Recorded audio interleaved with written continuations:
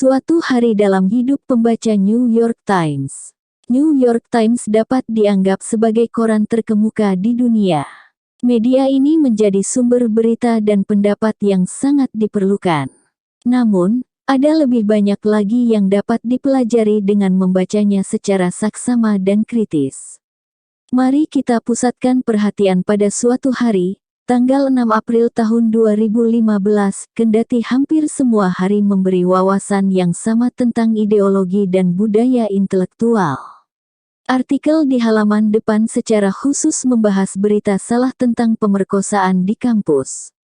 Kisah itu berasal dari majalah Rolling Stone dan diekspos Columbia Journalism Review.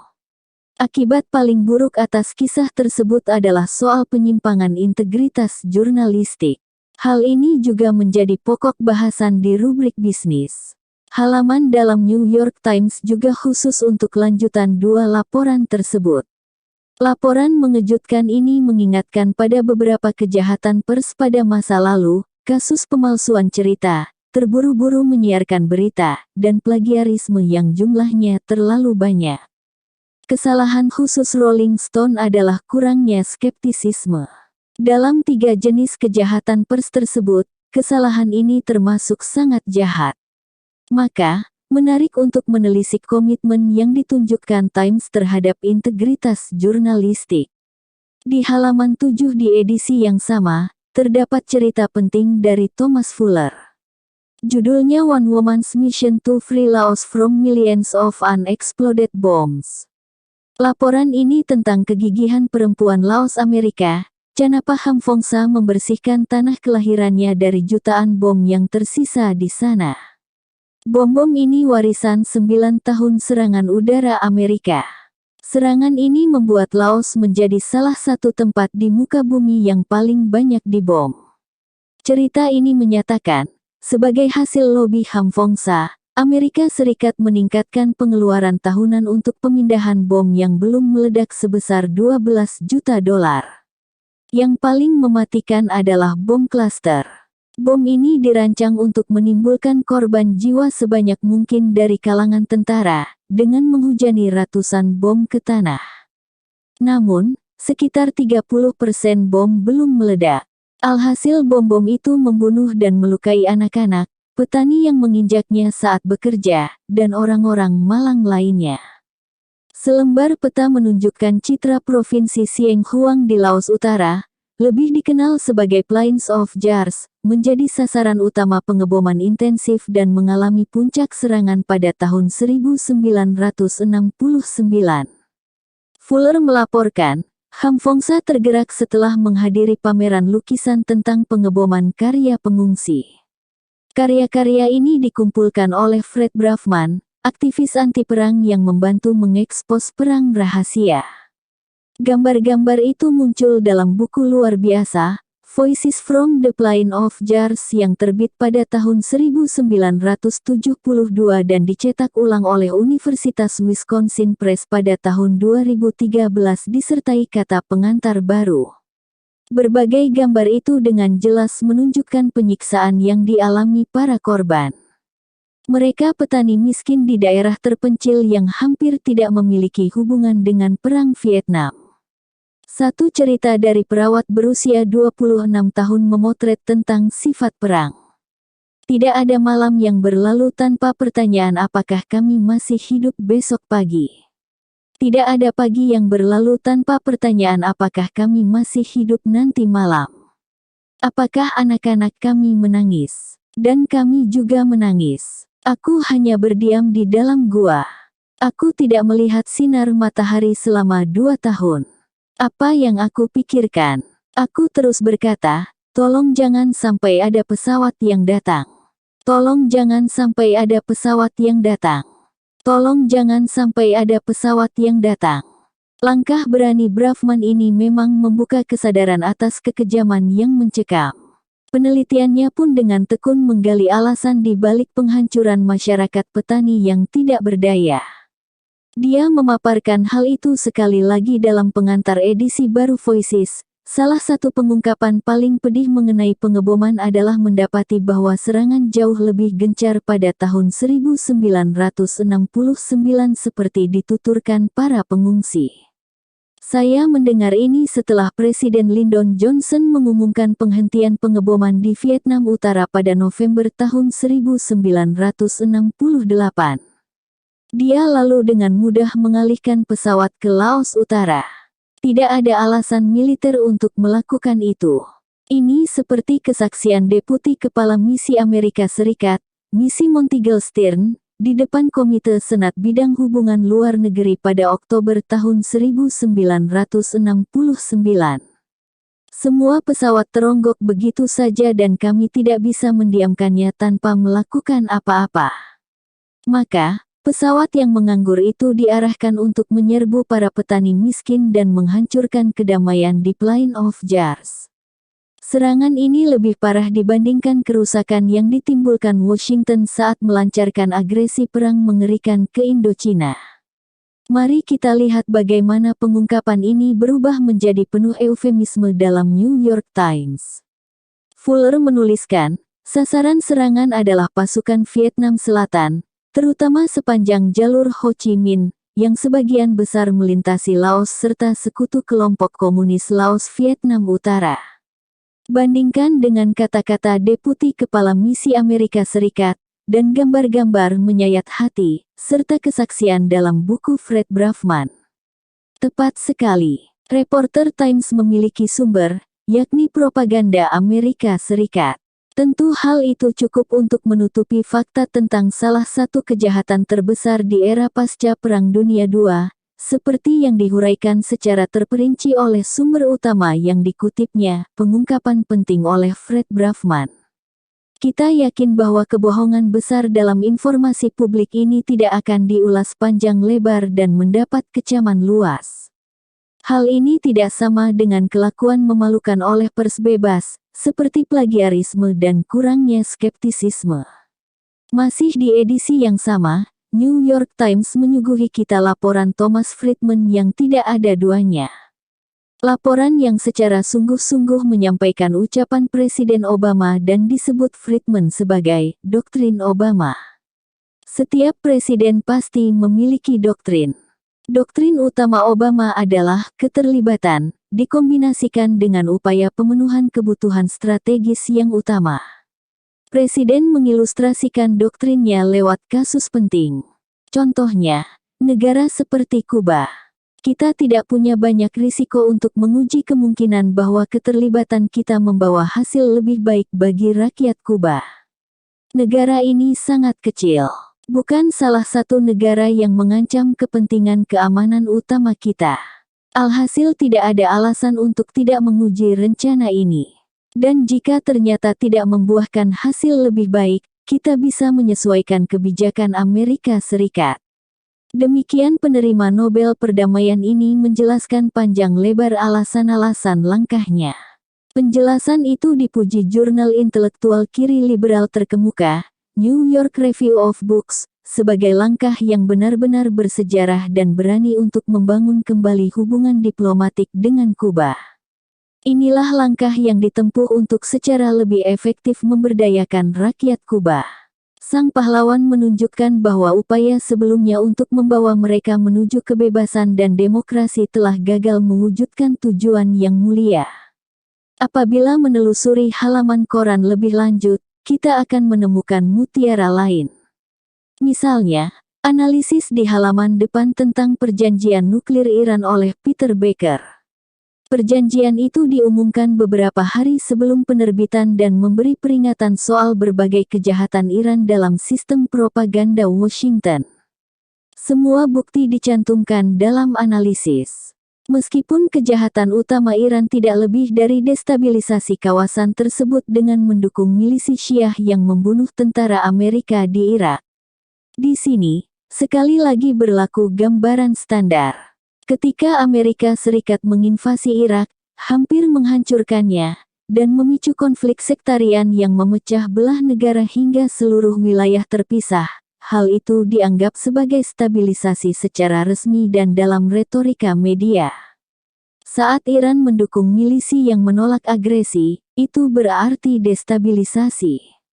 Dan nyaris tidak ada kejahatan yang lebih keji daripada membunuh tentara Amerika yang menyerang negara lain. Semua ini semakin masuk akal bila kita tunjukkan kepatuhan dan penerimaan atas doktrin Amerika Serikat memiliki dunia, dan sepatutnya demikian. Artikel Jessica Matthews, mantan ketua Carnegie Endowment for International Peace, menjelaskannya dengan gamblang dalam New York Review of Books Maret tahun 2015. Sumbangsi Amerika bagi keamanan internasional, pertumbuhan ekonomi, kebebasan, dan kesejahteraan manusia secara global sangat khas, dan diarahkan dengan jelas untuk kepentingan pihak lain. Alhasil orang Amerika sejak lama percaya bahwa Amerika Serikat merupakan negara yang sangat berbeda. Ketika negara lain mengutamakan kepentingan nasionalnya, Amerika Serikat berusaha memajukan prinsip-prinsip universal. Tidak ada pertanyaan lagi. Ancaman Iran, siapa yang paling membahayakan perdamaian dunia?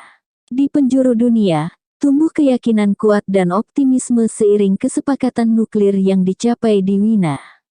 Kesepakatan dicapai antara Iran dan negara P5+1, yakni 5 negara pemilik hak veto di Dewan Keamanan PBB plus Jerman.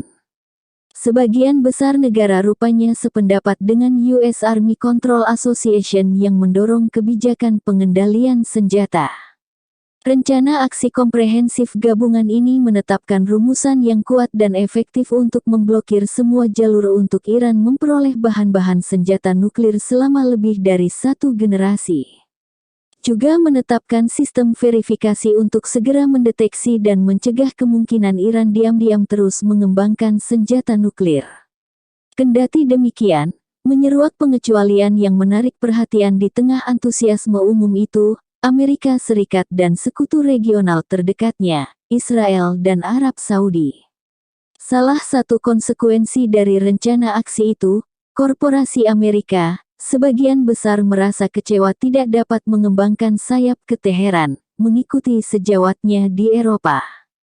Berbagai sektor penting dalam pemerintahan dan pemuka pendapat Amerika Serikat memiliki sikap yang sama dengan dua sekutunya, yakni dalam kecemasan semu atas ancaman Iran. Pandangan sederhana di Amerika Serikat, yang menjangkau banyak spektrum, menyebut negara itu ancaman paling berbahaya bagi perdamaian dunia. Bahkan, kalangan yang mendukung perjanjian tersebut khawatir dan merasa ancaman itu sangat gawat. Lagi pula, bagaimana bisa kita mempercayai Iran, dengan catatan buruk agresi, kekerasan, gangguan, dan tipu dayanya? Oposisi di kalangan politik begitu kuat. Alhasil opini publik dengan cepat bergeser dari dukungan yang signifikan untuk kesepakatan menjadi perpecahan. Partai Republik hampir sepenuhnya menentang perjanjian. Pemilihan pendahuluan Partai Republik baru-baru ini menjelaskan alasan sikapnya. Senator Ted Cruz, dianggap intelektual dari sekian banyak calon presiden, mengingatkan bahwa Iran masih mungkin menghasilkan senjata nuklir.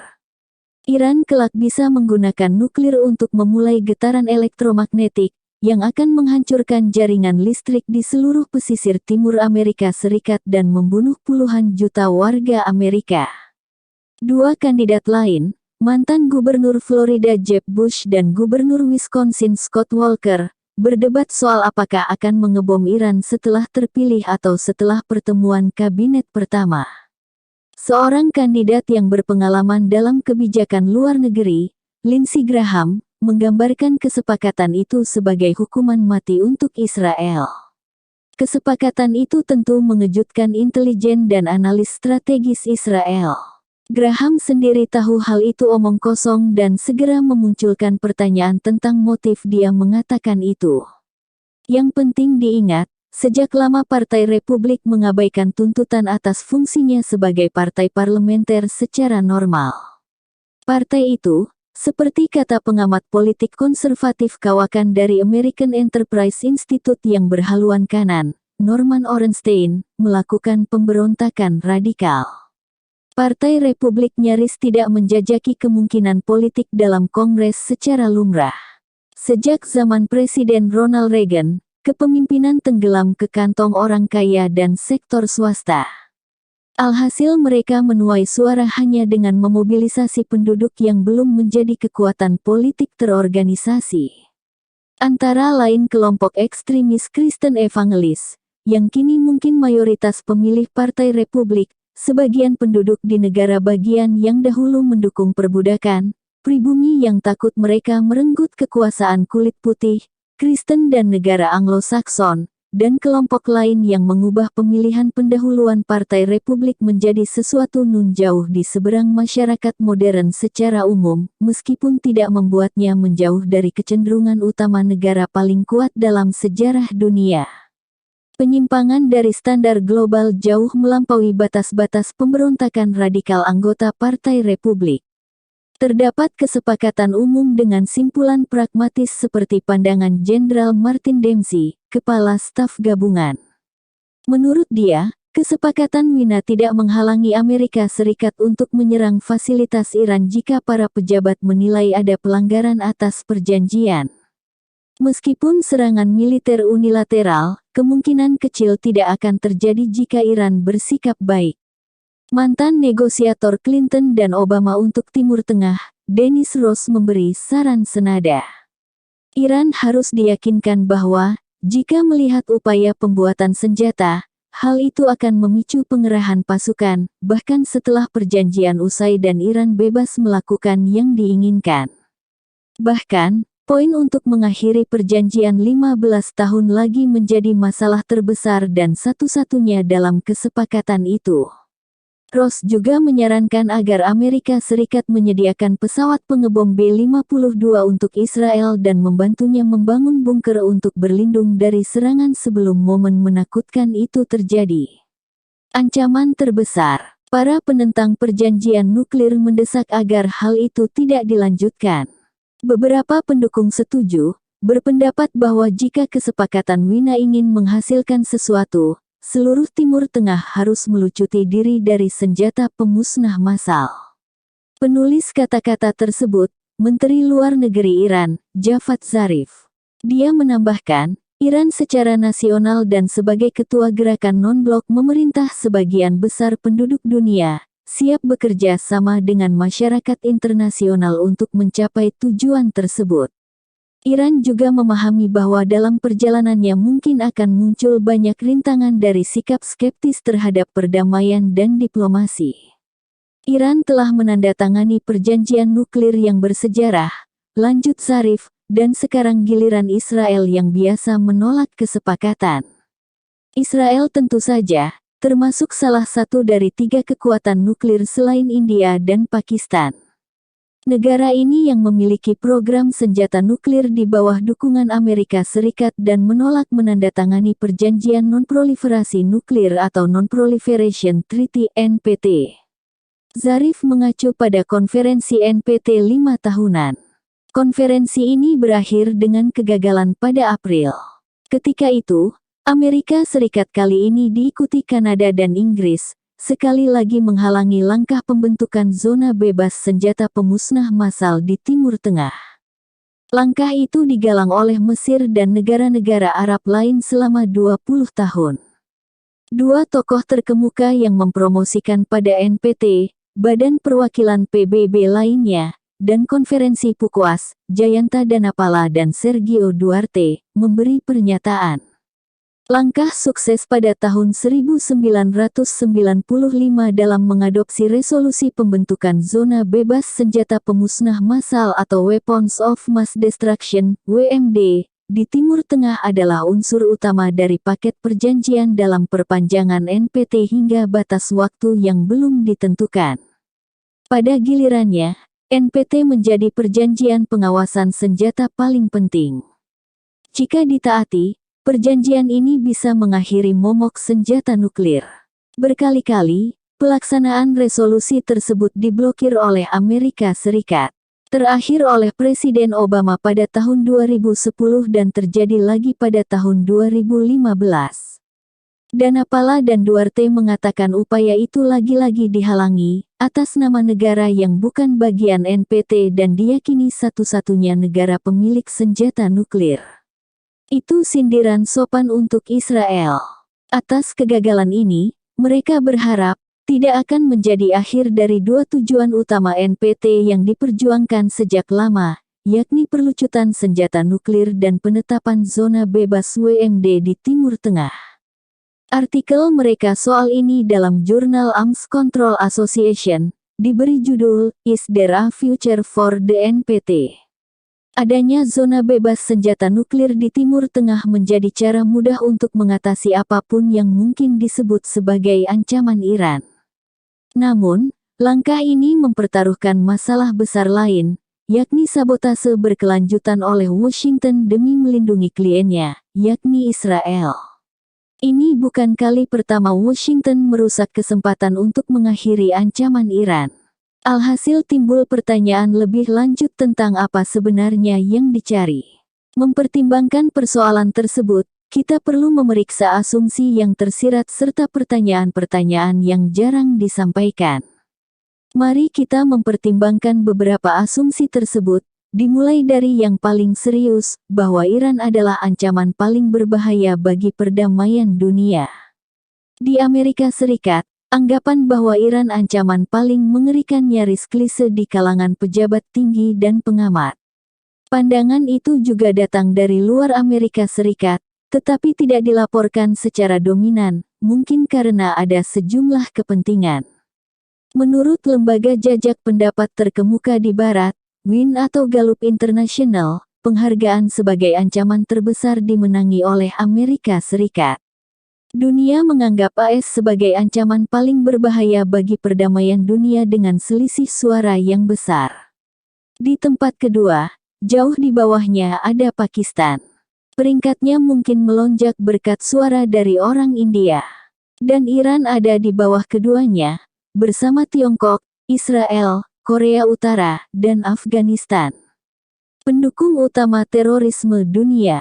Beralih ke pertanyaan berikutnya, apa sebenarnya yang dimaksud dengan ancaman Iran? Mengapa, misalnya Israel dan Arab Saudi gemetar ketakutan melihat ancaman Iran? Apapun bentuk ancamannya, nyaris tidak bersifat militer. Tahun lalu, intelijen Amerika Serikat memberitahu Kongres bahwa Iran memiliki belanja militer yang sangat rendah menurut standar kawasan tersebut. Doktrin strategis Iran juga bersifat defensif, yaitu dirancang untuk menahan serangan. Intelijen pun melaporkan, tidak ada bukti bahwa Iran mengembangkan program senjata nuklir. Program nuklir Iran dan keinginannya untuk tetap membuka kemungkinan pengembangan senjata nuklir merupakan bagian inti strategi penangkal serangan nuklir. Otoritas Stockholm International Peace Research Institute (SIPRI), atau Institut Penelitian Perdamaian Internasional Stockholm, mengulas peringkat persenjataan global Amerika Serikat yang, seperti biasa, jauh memimpin anggaran belanja militer. Tiongkok menduduki peringkat kedua. Anggarannya sekitar sepertiga pengeluaran Amerika Serikat. Jauh di bawahnya ada Rusia dan Arab Saudi. Keduanya tetap berada di atas negara-negara Eropa Barat. Iran nyaris tidak disinggung.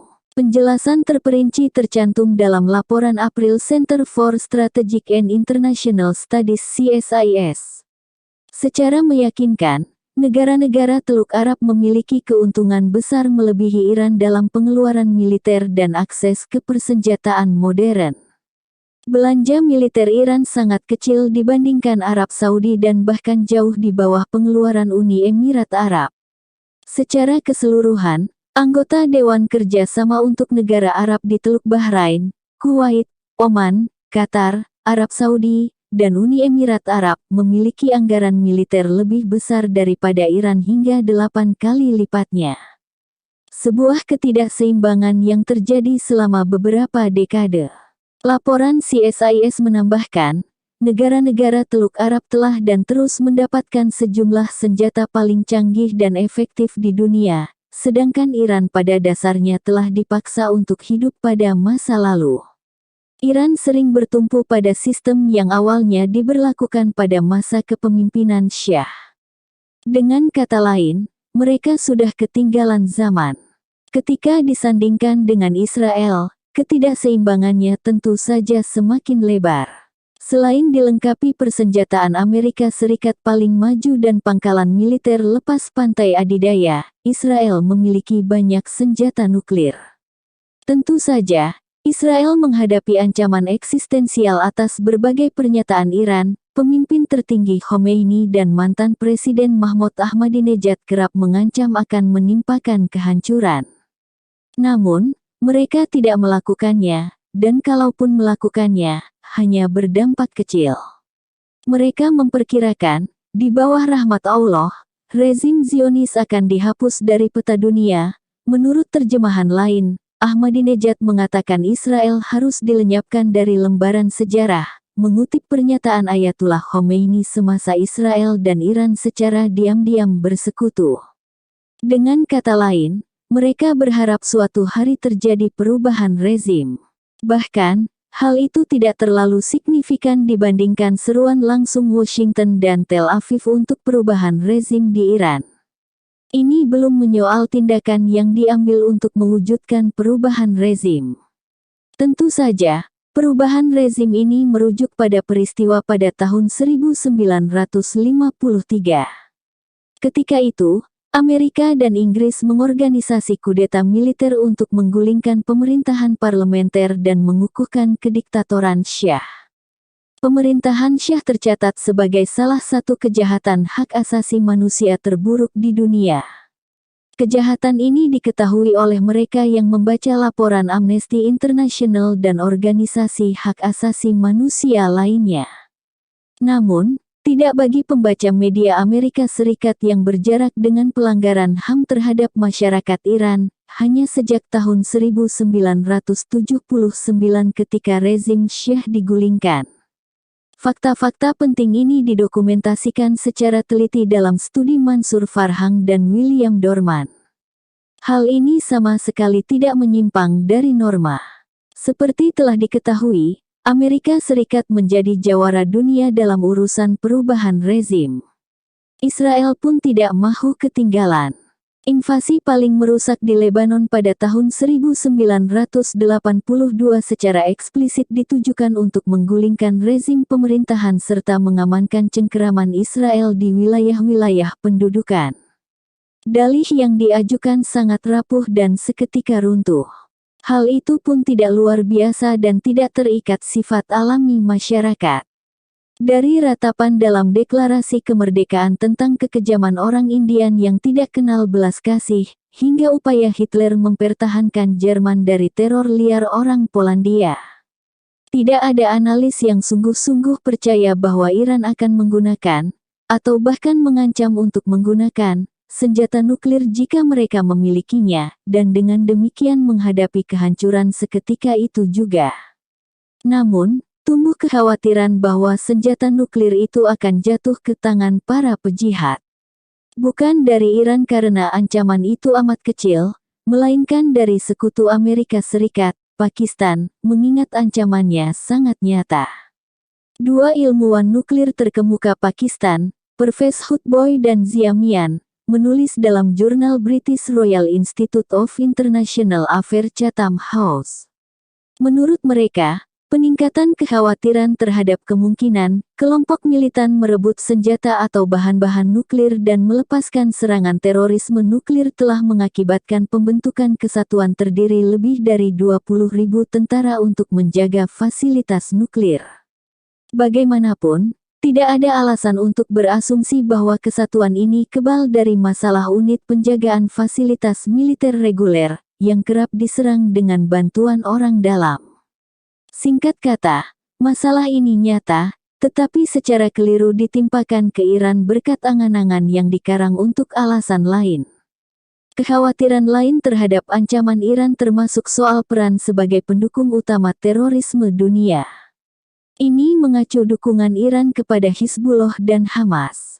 Kedua gerakan ini muncul sebagai perlawanan terhadap kekerasan dan agresi Israel yang didukung Amerika Serikat. Kekerasan Israel jauh melampaui aksi kejahatan apapun yang dikaitkan dengan kedua organisasi itu. Apapun yang dipikirkan tentang mereka, atau tentang manfaat lain dukungan Iran, tampak jelas sekali bahwa Iran tidak menduduki peringkat tertinggi dalam memberi dukungan terhadap teror di dunia, bahkan di dunia Islam. Di antara negara Islam, Arab Saudi jauh memimpin sebagai pendukung teror Islam. Bukan hanya lewat pendanaan langsung oleh orang kaya dari Saudi dan kawasan Teluk, melainkan juga melalui semangat misionaris. Semangat ini menyebarluaskan ajaran ekstrim versi Islam Wahabi Salafi melalui pendidikan Al-Quran, masjid, ulama, dan sarana lain. Tujuannya untuk menegakkan kediktatoran berbasis agama dengan kekayaan minyak yang melimpah. ISIS adalah cabang kelompok ekstremis Saudi dan kini mengobarkan api jihad.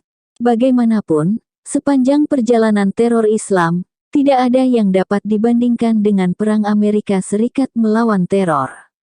Perang ini telah membantu penyebaran wabah dari daerah terpencil di perbatasan Afghanistan-Pakistan ke wilayah luas di Afrika Barat hingga Asia Tenggara. Invasi Irak saja meningkatkan jumlah serangan teror hingga 7 kali lipat pada tahun pertama. Jumlahnya jauh melampaui perkiraan agen intelijen. Serbuan drone terhadap masyarakat adat terpinggirkan dan tertindas juga memunculkan tuntutan pembalasan dendam seperti ditunjukkan dalam banyak bukti. Rekan Iran, Hizbullah dan Hamas, sama-sama melakukan kejahatan dalam memenangi suara rakyat pada satu-satunya pemilu bebas di dunia Arab. Hizbullah bahkan bersalah atas kejahatan yang lebih keji dengan memaksa Israel menarik diri dari wilayah pendudukannya di Lebanon Selatan. Hal ini melanggar perintah Dewan Keamanan beberapa dekade silam. Hizbullah menjadi rezim teror ilegal yang diselingi dengan rangkaian kekerasan, pembunuhan, dan pemusnahan secara ekstrim. Menyulut ketidakstabilan, rasa prihatin disuarakan di PBB oleh Duta Besar Amerika Serikat Samantha Power. Ketidakstabilan yang disulut Iran bergerak jauh melampaui program nuklirnya. Dia menyatakan Amerika Serikat akan terus mengamati penyimpangan ini. Dia pun mengumandangkan jaminan yang ditawarkan Menteri Pertahanan Ashton Carter saat berdiri di perbatasan utara Israel bahwa, kami akan terus membantu Israel melawan pengaruh buruk Iran dalam mendukung Hizbullah. Amerika Serikat pun berhak menggunakan kekuatan militer melawan Iran pada waktu yang dianggap tepat. Cara Iran menyulut ketidakstabilan dapat dilihat secara dramatis terutama di Irak. Di antara kejahatan lain, Iran membantu orang Kurdi membela diri dari invasi ISIS. Iran juga membangun pembangkit tenaga listrik senilai 2,5 miliar dolar untuk menghasilkan listrik sebanyak sebelum invasi Amerika Serikat. Pernyataan Duta Besar Power standar saja ketika Amerika Serikat menginvasi suatu negara, mengakibatkan ratusan ribu orang tewas dan jutaan lain mengungsi. Seiring penyiksaan keji dan kehancuran yang dianggap warga Irak sebanding dengan dampak invasi Mongol, menjadikan Irak negara paling menderita di dunia menurut jajak pendapat Win Gallup, seraya memicu konflik sektarian yang cepat mengoyak daerah dan menyediakan pijakan bagi kebrutalan ISIS bersama sekutunya Arab Saudi. Itulah stabilisasi. Tindakan memalukan Iran telah menyulut ketidakstabilan.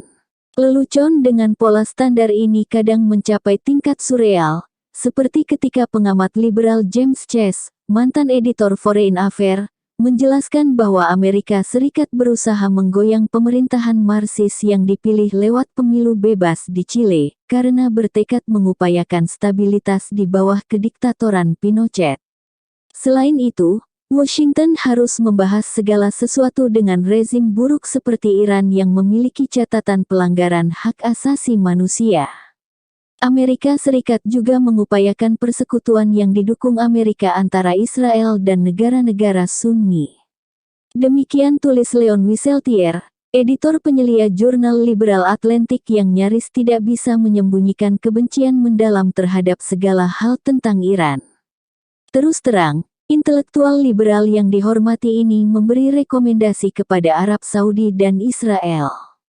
Arab Saudi yang membuat Iran terlihat seperti surga, dan Israel yang kejam di Gaza dan tempat lain, harus bersekutu untuk mengajari Iran berperilaku santun. Mungkin rekomendasi tersebut tak seluruhnya tidak masuk akal. Ini jika kita mempertimbangkan catatan hak asasi manusia dari rezim yang dikukuhkan dan didukung Amerika Serikat di seluruh dunia. Meskipun pemerintah Iran niscaya menghadirkan ancaman bagi rakyatnya, sangat disayangkan tidak ada pelanggaran berarti dalam hal ini. Iran pun tidak serta-merta tunduk sesuai keinginan sekutu Amerika Serikat. Bagaimanapun, hal itu tidak bisa menjadi sumber kekhawatiran Washington, dan tentu saja Tel Aviv atau Riyadh. Mungkin kita perlu mengingat kembali, seperti juga orang Iran, bahwa sejak tahun 1953 Amerika Serikat tidak pernah menyakiti Iran. Segera setelah Iran menggulingkan rezim Shah Pahlavi yang didukung Amerika pada 1979, Washington berbalik mendukung Saddam Hussein untuk melancarkan serangan mematikan ke Iran. Presiden Reagan bersikukuh menyangkal kejahatan besar Saddam, termasuk serangan senjata kimia terhadap penduduk Kurdi di Irak, dan malah menyalahkan Iran. Ketika Saddam diadili atas kejahatan di bawah perlindungan Amerika, kejahatan mengerikan itu juga kejahatan lain melibatkan Amerika Serikat disisihkan dari tuduhan dengan sangat hati-hati. Dakwaan dibatasi pada salah satu kejahatan kecil, yakni pembunuhan 148 orang Syiah pada 1982. Ini ibarat sekadar catatan kaki dalam daftar panjang kejahatan Saddam. Setelah Perang Iran-Irak berakhir, Amerika Serikat terus mendukung Saddam Hussein, musuh utama Iran. Presiden George Herbert Walker Bush bahkan mengundang insinyur nuklir Irak ke Amerika Serikat untuk mengikuti pelatihan lanjutan produksi senjata, ancaman yang sangat serius bagi Iran. Sanksi terhadap Iran semakin intensif, termasuk pada perusahaan asing yang menjalin hubungan dengan Iran. Amerika Serikat mengambil tindakan untuk mempersulit keterlibatan Iran dalam sistem keuangan internasional. Dalam beberapa tahun terakhir, kebencian semakin menjadi-jadi hingga memicu aksi sabotase, pembunuhan ilmuwan nuklir mungkin oleh Israel dan cyber war perang dengan jaringan komputer dan koneksi internet. Cyber war diumumkan secara terbuka penuh kebanggaan. Pentagon menganggap cyber war sebagai tindakan perang. Ini membenarkan adanya respons militer, seperti dilakukan NATO yang menegaskan pada September tahun 2014 bahwa serangan di dunia maya dapat mengaktifkan kewajiban pertahanan kolektif dari kekuatan NATO. Artinya, ketika kita menjadi target, respons itu bukanlah tindak kejahatan negara penipu ulung. Perlu ditambahkan pula bahwa ada patahan dalam pola ini. Presiden George Bush memberikan beberapa hadiah signifikan ke Iran dengan menghancurkan musuh utamanya, Saddam Hussein dan Taliban. Bush bahkan menempatkan Irak, musuh Iran, di bawah pengaruhnya setelah kekalahan telak Amerika Serikat. Alhasil Washington harus melupakan tujuan utama yang telah diumumkan secara resmi, yaitu mendirikan pangkalan militer permanen, yakni kamp abadi, dan memastikan perusahaan Amerika Serikat akan memiliki akses istimewa atas sumber daya minyak yang melimpah di Irak. Apakah para pemimpin Iran berniat mengembangkan senjata nuklir saat ini? Kita dapat mengambil kesimpulan sendiri seberapa dapat dipercaya bantahan mereka. Namun, tidak diragukan lagi mereka pernah memiliki niat itu pada masa lalu, seperti ditegaskan secara terbuka oleh otoritas tertinggi. Mereka memberitahu wartawan asing bahwa Iran akan mengembangkan senjata nuklir, pasti dan lebih cepat dari perkiraan orang-orang. Bapak Program Energi Nuklir Iran sekaligus mantan Kepala Atomic Energy Organization yakin bahwa para pemimpin berencana membangun bom nuklir. CIA juga melaporkan bahwa Iran tidak diragukan lagi akan mengembangkan senjata nuklir jika negara tetangga melakukan hal yang sama karena mereka memilikinya. Semua ini berlangsung di bawah kekuasaan Shah Pahlavi, otoritas tertinggi dengan tanda kutip.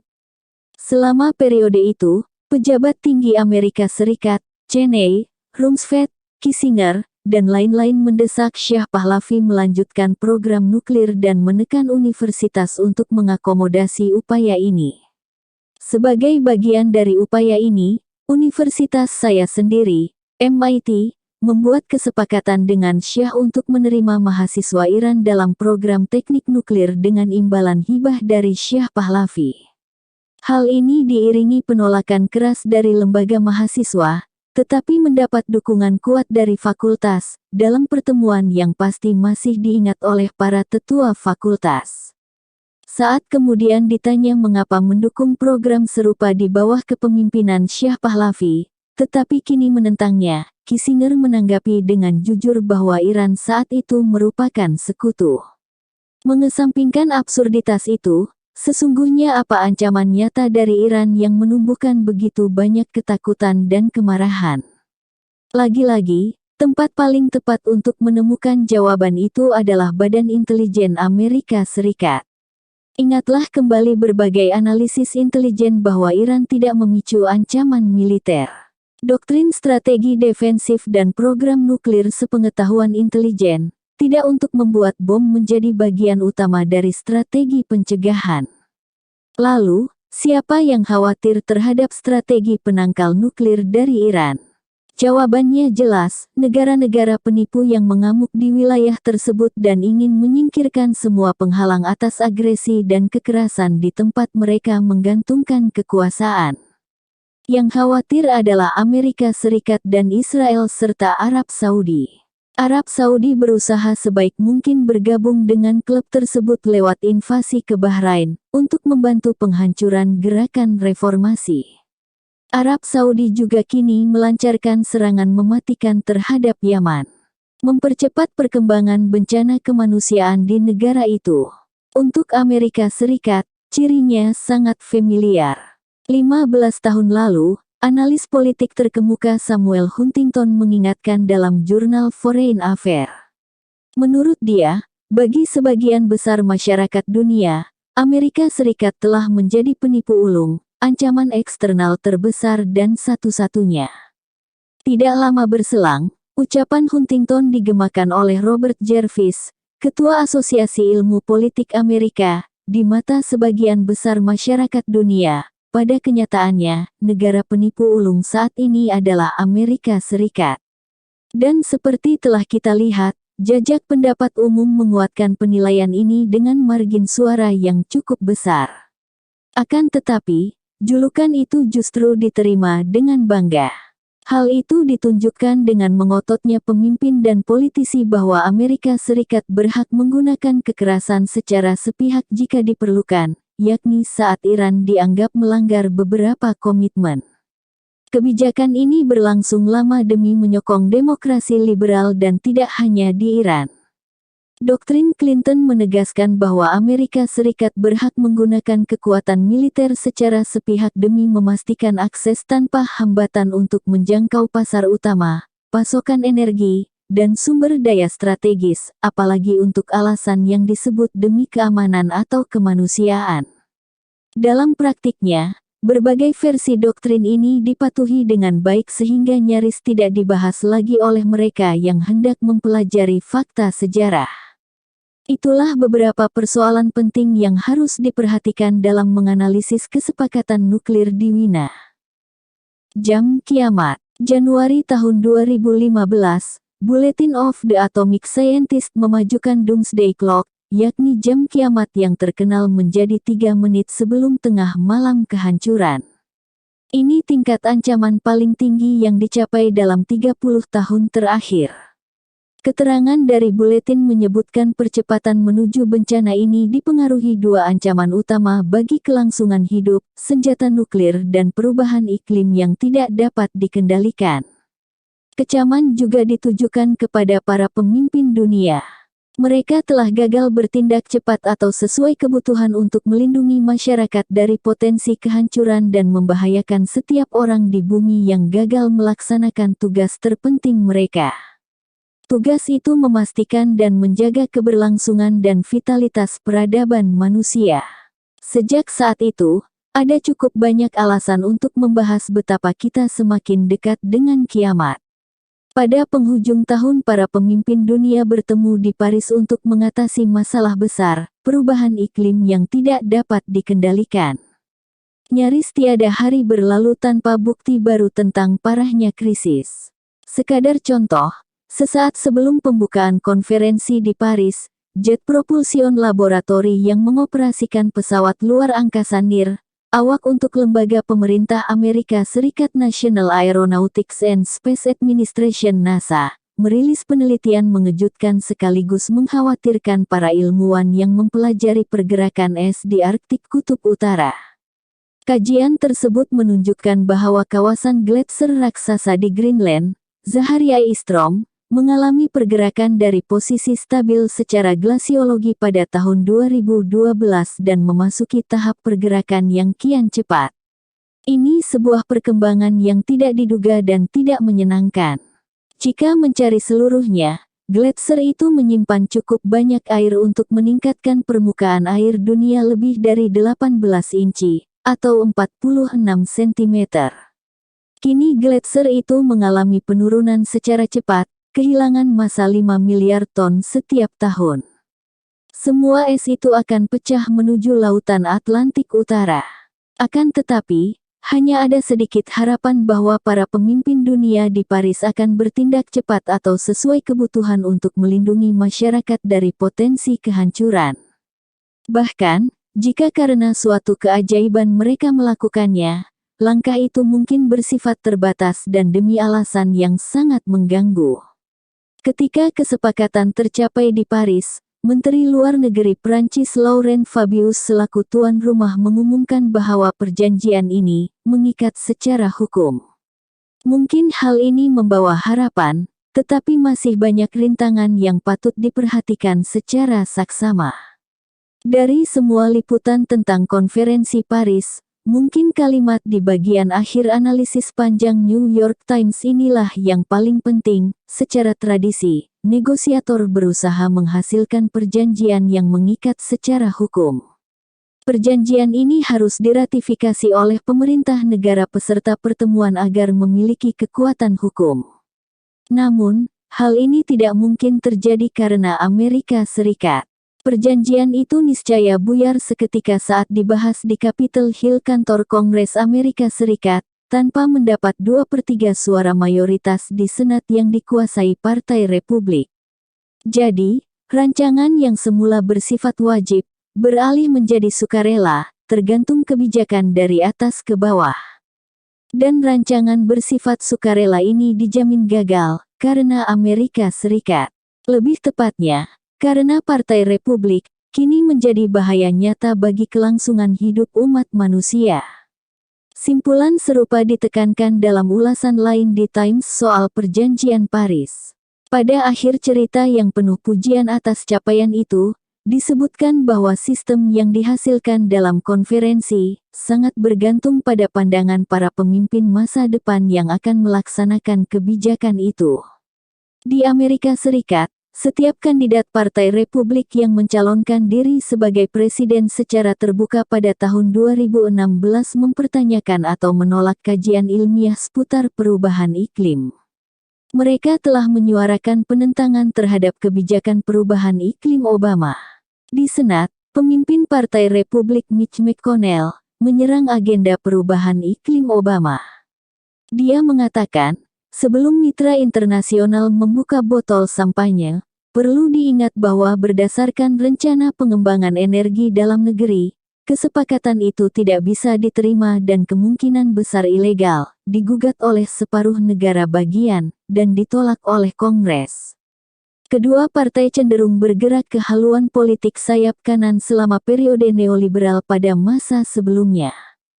Sebagian besar anggota Demokrat kini lazim disebut anggota Partai Republik yang moderat. Sementara itu, dalam hampir seluruh aspek, Partai Republik melakukan pemberontakan radikal. Istilah yang datang dari analis politik konservatif, Thomas Mann dan Norman Ornstein, ini nyaris mengabaikan politik parlementer yang lumrah. Dengan kecenderungan ke kanan, dedikasi Partai Republik pada kekayaan dan hak istimewa telah demikian ekstrim. Ini karena kebijakan mereka sebenarnya tidak bisa memikat pemilih. Alhasil mereka mencari basis massa baru. Mereka dimobilisasi dengan berbagai alasan, penganut Kristen evangelis yang menunggu kebangkitan Yesus, pribumi yang takut mereka akan merebut negara, kelompok rasis garis keras, orang-orang dengan keluhan nyata tetapi keliru memahami penyebab persoalan, dan kalangan lain seperti mereka yang jadi sasaran empuk para demagog dan dapat dengan mudah digiring dalam pemberontakan radikal. Beberapa tahun terakhir, Partai Republik berhasil mengendalikan basis suara yang telah dimobilisasi. Namun, ini tidak berlangsung lama. Pada akhir tahun 2015 partai tersebut tampak sangat cemas dan putus asa atas kegagalan memikat pemilih, seiring melemahnya basis partai dan perolehan suara yang terjun bebas. Pejabat terpilih dan kandidat pemilihan presiden berikutnya dari Partai Republik secara terbuka merendahkan pertemuan di Paris. Mereka menolak untuk sekadar menghadirinya. 3 kandidat yang memimpin jajak pendapat saat itu, Donald Trump, Ted Cruz, dan Ben Carson, mengadopsi pandangan sebagian besar kalangan evangelis, manusia bukan penyebab pemanasan global, jika memang itu akan terjadi. Kandidat lain menolak putusan pemerintah untuk menangani masalah tersebut. Segera setelah Obama berbicara di Paris, menjanjikan Amerika Serikat berada di baris terdepan dalam upaya global ini, Kongres yang didominasi Partai Republik memilih untuk membatalkan aturan Badan Perlindungan Lingkungan terbaru guna mengurangi emisi karbon.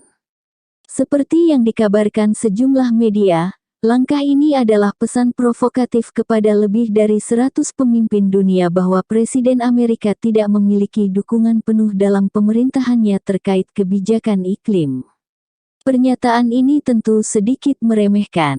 Sementara itu, Lamar Smith, Kepala Komite Sains Antariksa dan Teknologi DPR Amerika Serikat dari Partai Republik, meneruskan jihadnya melawan ilmuwan pemerintah yang melaporkan fakta perubahan iklim.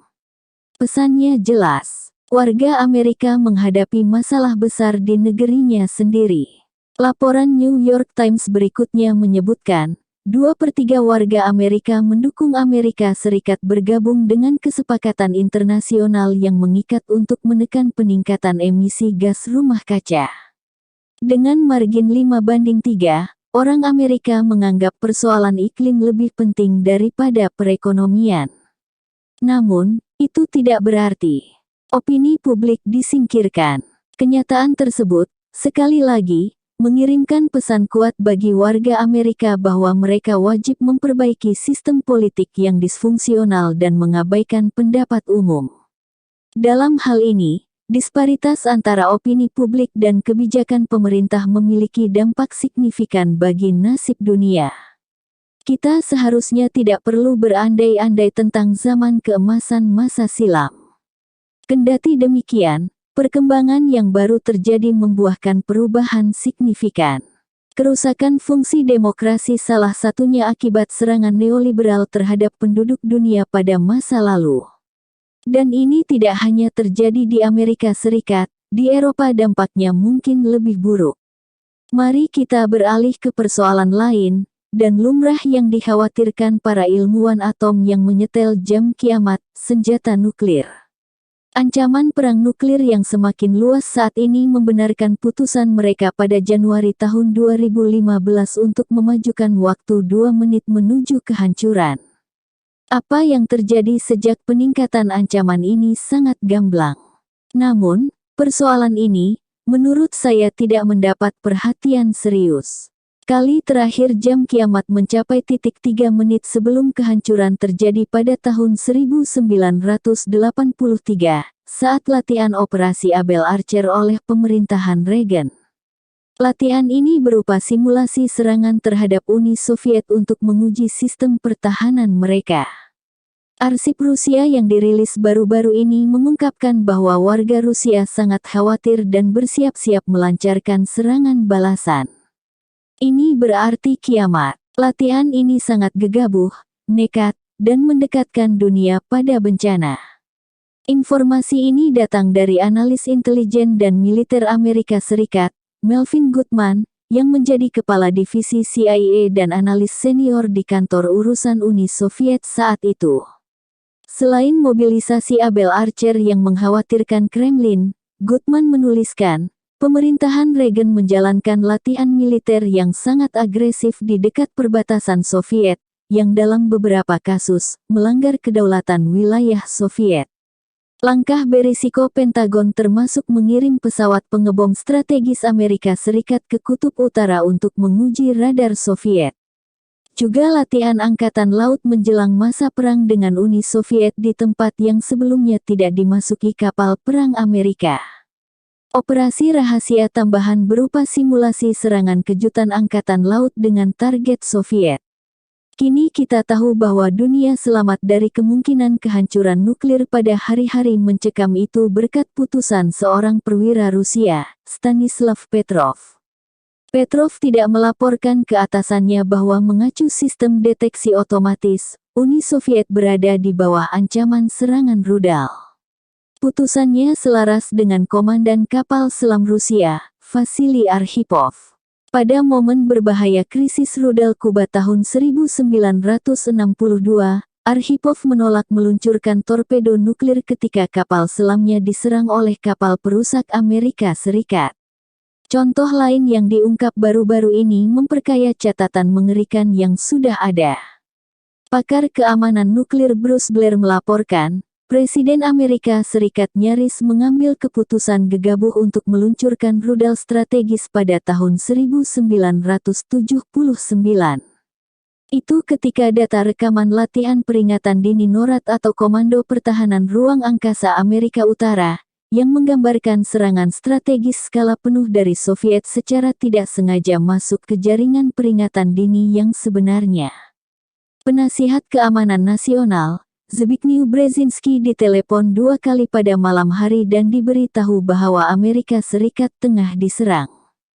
Dia akan menelepon untuk meyakinkan Presiden Carter agar segera melancarkan serangan balasan skala penuh tepat ketika datang panggilan ketiga yang memberitahu bahwa semua peringatan itu palsu. Contoh terbaru ini mengingatkan pada insiden genting tahun 1995. Ketika itu, jalur roket Norwegia Amerika Serikat membentuk pola serupa jalur rudal nuklir. Hal ini membuat Rusia cemas. Presiden Boris Yeltsin pun segera diberitahu untuk memutuskan apakah akan melakukan serangan nuklir atau tidak. Blair menambahkan contoh lain dari pengalamannya sendiri. Saat Perang Timur Tengah pada 1967, awak pesawat pengangkut nuklir mengirim perintah serangan nuklir sesungguhnya, alih-alih perintah latihan. Beberapa tahun kemudian, pada awal tahun 1970-an, Komando Udara Strategis di Omaha, mengirim ulang perintah latihan peluncuran nuklir sebagai perintah peluncuran sesungguhnya di dunia nyata. Dalam kedua kasus itu, pengujian kode gagal berjalan dengan baik. Intervensi manusia membuat peluncuran tidak terjadi. Namun, Anda dapat memahami sesuatu dari kejadian ini, Blair menambahkan. Kekacauan macam ini bukan sesuatu yang jarang terjadi. Blair mengungkapkan kejadian ini sebagai reaksi atas laporan pilot John Botney. Botney baru saja dibebaskan oleh Angkatan Udara Amerika Serikat. Botney bertugas di pangkalan militer Amerika di Okinawa pada Oktober tahun 1962 saat terjadi krisis rudal Kuba dan ketegangan melanda Asia. Sistem peringatan nuklir Amerika telah dinaikkan ke Defcon 2, satu tingkat di bawah Defcon 1, menandakan rudal nuklir dapat segera diluncurkan. Pada puncak krisis tanggal 28 Oktober terjadi kekeliruan saat awak rudal menerima pengesahan untuk meluncurkan rudal nuklir. Mereka memutuskan untuk tidak meluncurkan rudal dan menghindari kemungkinan perang nuklir. Mereka bergabung bersama Petrov dan Arkhipov dalam jajaran orang-orang yang memutuskan untuk tidak mematuhi protokol demi menyelamatkan dunia. Seperti diungkapkan Blair, insiden tersebut bukan sesuatu yang jarang terjadi. Studi ahli baru-baru ini menemukan puluhan alarm palsu setiap tahun selama tahun 1977 sampai tahun 1983. Kajian ini menyimpulkan bahwa rentangnya mencapai 43 sampai 255 peringatan palsu per tahun. Penulis studi tersebut, Seth Baum, merangkum dengan kalimat yang tepat. Perang nuklir ibarat angsa hitam yang tidak pernah kita lihat, kecuali pada momen singkat saat kita mati karenanya. Kita telah menunda-nunda untuk menghilangkan risiko yang membahayakan diri sendiri. Sekarang waktunya kita untuk mengatasi ancaman karena saat ini kita masih hidup. Laporan ini, seperti ulasan panjang Eric Schlosser dalam Command and Control, sebagian besar mengacu pada sistem Amerika Serikat. Sistem Rusia pasti lebih rentan kesalahan. Belum lagi bahaya besar yang dipicu sistem lain, terutama di Pakistan. Kadang-kadang kengerian tersebut bukan sesuatu yang tidak disengaja, melainkan karena kenekatan, seperti dalam kasus Abel Archer. Kasus paling ekstrim adalah krisis rudal Kuba pada tahun 1962 ketika ancaman bencana itu terlalu nyata. Cara penanganannya pun mengejutkan, sama seperti penafsiran yang berkembang atas kejadian itu. Mempertimbangkan catatan muram ini, kita perlu menelisik lebih lanjut soal perdebatan dan perencanaan strategi. Salah satu kasus mengerikan terjadi pada era Clinton, yakni kajian Stratcom pada tahun 1995 yang berjudul Essentials of Post-Cold War Deterrence. Studi ini menyarankan untuk mempertahankan hak melancarkan serangan pertama, bahkan terhadap negara non-nuklir. Hal itu menunjukkan bahwa senjata nuklir masih terus digunakan karena dapat mengatasi setiap krisis atau konflik. Hal ini juga menonjolkan kepribadian nasional yang penuh irasionalitas dan hasrat balas dendam untuk mengintimidasi dunia.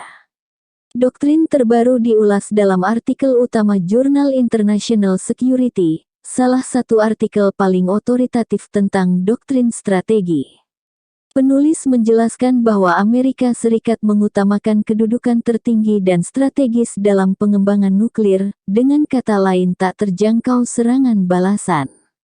Ini logika di balik kebijakan Tritunggal baru Obama, penguatan kapal selam, senjata rudal darat, dan armada pesawat pengebom, beserta pertahanan rudal untuk melawan serangan balasan.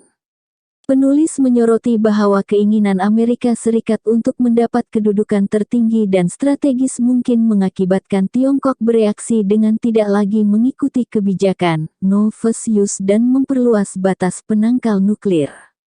Penulis berpikir mereka tidak akan melakukannya, tetapi segalanya tidak pasti. Yang jelas, doktrin ini meningkatkan bahaya di wilayah yang dilanda ketegangan dan konflik. Hal yang sama berlaku dalam ekspansi NATO ke timur. NATO melanggar perjanjian lisan yang dibuat bersama Mikhail Gorbachev ketika Uni Soviet runtuh dan dia menyetujui Jerman menjadi bagian dari NATO. Mengingat sejarah abad ini, konsesi perjanjian ini sangat luar biasa. Namun, seketika itu juga berlangsung ekspansi NATO ke Jerman Timur. Pada tahun-tahun berikutnya, NATO memperluas jangkauan hingga perbatasan Rusia. Bahkan kini kemungkinan besar menggabungkan Ukraina, jantung geostrategi Rusia. Kita dapat membayangkan reaksi Amerika Serikat jika Pakta Warsawa masih ada, sebagian besar Amerika Latin bergabung, dan Meksiko serta Kanada mengajukan keanggotaan. Selain itu, seperti Tiongkok dan ahli strategi Amerika Serikat, Rusia paham bahwa sistem pertahanan rudal Amerika Serikat di dekat perbatasan Rusia adalah senjata serangan pertama dan ditujukan untuk mengukuhkan kedudukan tertinggi dan strategis yang kebal dari serangan balasan. Mungkin misi itu sama sekali tidak bisa dijalankan seperti kata sejumlah ahli. Namun, negara target tidak pernah bisa memastikan itu. Dan reaksi militan Rusia tentu saja ditafsirkan NATO sebagai ancaman bagi Barat. Salah satu ilmuwan terkemuka Inggris Ukraina menyebut, paradoks geografis tergenting, NATO, dibentuk untuk mengatasi risiko yang dimunculkan oleh kehadirannya sendiri. Ancamannya kian nyata saat ini. Untungnya, penembakan jatuh pesawat Rusia oleh pesawat Turki F-16 pada November tahun 2015 tidak memicu insiden internasional. Namun, itu mungkin saja terjadi mengingat kondisi saat ini. Kala itu, pesawat Rusia dalam misi pengeboman di Suriah. Pesawat tersebut melintas hanya 17 detik melalui pinggiran wilayah Turki yang menjorok ke Suriah. Pesawat itu jelas-jelas sedang menuju Suriah, tempatnya terjatuh. Penembakan pesawat ini tampaknya tindakan sembrono, provokatif, dan memiliki konsekuensi. Sebagai reaksi, Rusia mengumumkan bahwa pesawat pengebom selanjutnya akan didampingi dengan pesawat jet. Rusia menempatkan sistem rudal canggih di Suriah sebagai bagian pertahanan udara. Rusia juga memerintahkan kapal rudal Moskva, dengan sistem pertahanan udara jarak jauh, mendekat ke pantai. Alhasil, seperti diumumkan Menteri Pertahanan Sergei Shoigu, kapal itu siap menghancurkan sasaran udara yang berpotensi membahayakan pesawat kami. Semua ini menyediakan panggung konfrontasi yang bisa berdampak mematikan. Ketegangan juga berlangsung terus-menerus di perbatasan NATO-Rusia. Kedua belah pihak menggelar manuver militer. Tak lama setelah jarum jam kiamat bergerak mendekati tengah malam, Pers Nasional mengabarkan, pada Rabu kendaraan tempur militer Amerika Serikat diarak melalui kota di Estonia yang menjorok ke Rusia. Ini tindakan simbolis yang menjadi pertaruhan kedua pihak di tengah ketegangan terburuk antara Barat dan Rusia sejak Perang Dingin. Beberapa saat sebelumnya, pesawat perang Rusia nyaris bertabrakan dengan pesawat sipil Denmark. Kedua belah pihak tengah melatih pemindahan dan penyebaran pasukan ke perbatasan Rusia-NATO. Keduanya yakin perang mungkin saja terjadi. Jika memang demikian, NATO dan Rusia memang sinting mengingat perang mungkin menghancurkan segalanya. Sejak lama disadari bahwa serangan pendahuluan oleh pemegang kekuatan utama mungkin saja menghancurkan pihak yang melancarkan serangan itu sendiri. Bahkan, tanpa ada serangan balasan. Cukup akibat nuklir winter. Akan tetapi, demikianlah dunia saat ini. Dan bukan hanya saat ini, demikianlah kondisi 70 tahun terakhir. Alasannya sungguh luar biasa. Sebagaimana telah kita lihat, keamanan masyarakat biasanya tidak menjadi perhatian utama para pembuat kebijakan. Hal itu berlaku sejak awal abad nuklir ketika pusat penyusunan kebijakan tidak berusaha, bahkan memikirkan, menghilangkan satu-satunya ancaman potensial Amerika Serikat ini. Dengan pola yang baru saja kita bahas secara singkat, persoalan terus berlarut hingga hari ini. Demikianlah dunia yang kita tinggali, tempat kita hidup saat ini. Senjata nuklir menimbulkan bahaya kehancuran seketika. Namun, secara prinsip kita tahu cara mengurangi ancaman tersebut dan bahkan menghilangkannya. Sebuah kewajiban yang dijalankan dan diabaikan oleh pengampu kekuatan nuklir yang menandatangani perjanjian non-proliferasi. Ancaman pemanasan global tidak muncul begitu saja, meskipun tampak begitu mengerikan dalam jangka panjang dan dapat tiba-tiba meningkat. Belum diketahui pasti apakah kita memiliki kemampuan untuk mengatasinya. Namun, tidak diragukan lagi semakin lama kita menunda upaya penanganannya, semakin ekstrim bencana yang akan terjadi. Harapan untuk kelangsungan hidup yang layak secara jangka panjang semakin kecil, kecuali ada perubahan signifikan. Sebagian besar tanggung jawab ada di tangan kita, demikian pula kesempatan untuk memperbaikinya.